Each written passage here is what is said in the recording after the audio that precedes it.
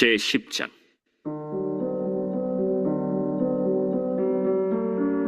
아합의 아들 70명이 사마리아에 있는지라 예후가 편지들을 써서 사마리아에 보내서 이스라엘 귀족들 곧 장로들과 아합의 여러 아들을 교육하는 자들에게 전하니 일러스되, 너희 주의 아들들이 너희와 함께 있고 또 병거와 말과 견고한 성과 무기가 너희에게 있으니 이 편지가 너희에게 이르거든 너희 주의 아들들 중에서 가장 어질고 정직한 자를 택하여 그의 아버지의 왕좌에 두고 너희 주의 집을 위하여 싸우라.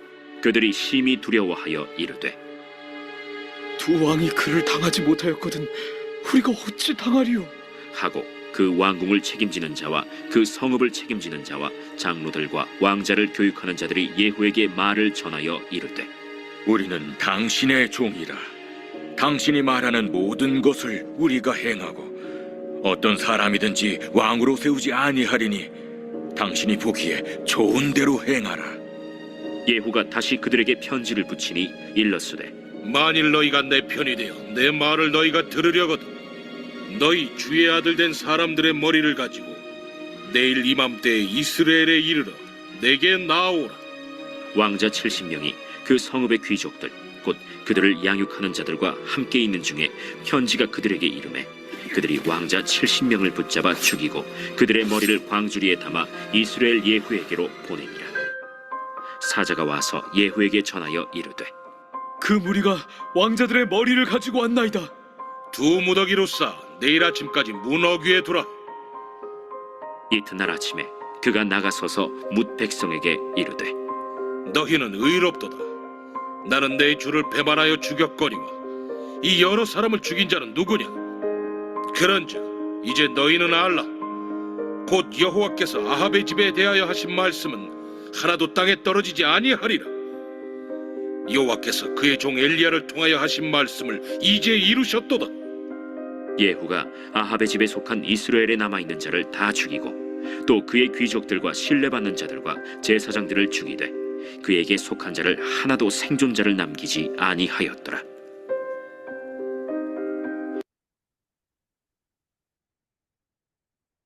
오늘 본문의 말씀을 보면 하나님의 심판이 계속 진행되고 있습니다. 하나님의 심판은 무섭게 진행이 됩니다. 하나님의 심판은 이세벨의 집안을 완전히 진멸시키고 있습니다. 예후는 이세벨의 남은 자손들까지도 모두 진멸시키고 있습니다. 예후는 사마리아 송에 편지를 보냈습니다. 사마리아 송에는 이세벨의 남편 아합 왕의 아들들 70명이 있습니다. 남자들만 70명입니다. 여기에는 딸이 포함되어 있지 않습니다. 딸은 적어도 50명 이상 될 것으로 생각이 됩니다. 아합의 아들 70명, 여기에는요 아합의 아들만 있는 것이 아니라 대부분의 숫자가 아합의 손자들, 이런 숫자들이 대부분 숫자의 그런 사람들일 것이다 라고 성경학자들은 해석을 합니다. 이미 아합 왕이 죽은 지가 14년이 지났기 때문에 그의 자녀들이 커서 결혼을 했고 또 손주들을 또 이렇게 낳은 것이죠. 그래서 70명의 자녀들이 있을 것이다 라고 이렇게 해석하고 있습니다. 대부분이 손자들일 것이다 라는 것입니다. 이런 70명의 아합의 자손들이 사마리아 성에 있습니다. 누구와 함께 있습니까? 1절에 나옵니다. 아합의 아들 70명이 사마리아에 있는지라 예후가 편지를 써서 사마리아에 보내서 이스라엘 귀족들 곧 장로들과 아합의 여러 아들을 교육하는 자들에게 전하니 일러스되라고 했습니다. 아합의 70명의 자손들은 자신을 교육시켜주는 선생님들과 함께 있었습니다. 또 이스라엘의 장로들, 귀족들과 사마리아 성에서 함께 있었습니다. 예후는 그들에게 편지를 보냈습니다. 왕자들 중에서 똑똑한 사람을 왕으로 세우라. 너희에게는 성과 무기가 있다. 이제 나와 싸우자. 너희 왕을 위하여 나와 싸우자라고 편지를 보냈습니다. 정말 싸우기 위해서 보낸 것입니까? 예후가 고도의 심리전을 지금 펼치고 있는 것입니다. 이런 편지를 받은 사마리아 성에 있는 귀족들, 또 선생님들, 그들은 두려움에 떨게 됩니다. 유다 왕, 또 북이스라엘 왕도 이 두 왕도 이기지 못한 예후를 우리가 과연 이길 수가 있겠는가? 그들은 두려움에 떨게 됩니다. 그래서 사람을 이스라엘 성에 있는 예후에게 보내어서 자신들의 말을 전하게 하였습니다. 예후의 마음대로 하십시오라고 의견을 보낸 것입니다. 항복하겠다라는 뜻인 것이죠. 예후는 다시 편지를 써서 보냅니다. 내일 이맘때까지 내 편에 서기를 원하는 자들은 왕자들의 머리를 베어서 광주리에 담아서 이곳에 갖다 놓아라 라고 말을 했습니다. 편지를 받은 교사들과 귀족들, 권력자들은 그 즉시 70명의 왕자들을 붙잡아서 목을 베어서 이스라엘 성에 있는 예후에게 전해주게 됩니다. 그 왕자들은요, 가장 가까이에 있던 사람들한테 죽임을 당한 것입니다. 자신을 교육시켜 주었던 선생님들, 또 자신을 지켜주었던 이런 권력자들, 그들에 의해서 죽임을 당하게 된 것이죠. 예후는 이제 사람들 앞에 나가서 왕자들의 머리가 있는 그런 장소에 갑니다. 그리고 사람들에게 어, 왕자들의 죽음의 의미에 대해서 말을 합니다. 10절과 12절에 보면 그런즉 이제 너희는 알라 여호와께서 아합의 집에 대하여 하신 말씀은 하나도 땅에 떨어지지 아니하리라. 여호와께서 그의 종 엘리야를 통하여 하신 말씀을 이제 이루셨도다 아니라. 예후가 아합의 집에 속한 이스라엘에 남아있는 자를 다 죽이고 또 그의 귀족들과 신뢰받는 자들과 제사장들을 죽이되 그에게 속한 자를 하나도 생존자를 남기지 아니하였더라라고 합니다. 왕자들의 죽음의 의미는 무엇입니까? 하나님의 말씀의 성취인 것이죠. 하나님께서 우상 숭배하는 이세벨의 가정, 아합의 가정을 심판하신다는 그 말씀이 그대로 이루어졌다라는 그런 의미인 것입니다. 왜 하나님께서는 이세벨의 가정을 모두 다 이렇게 진멸시키고자 하셨습니까? 죄를 완전히 없애기 위한 것입니다.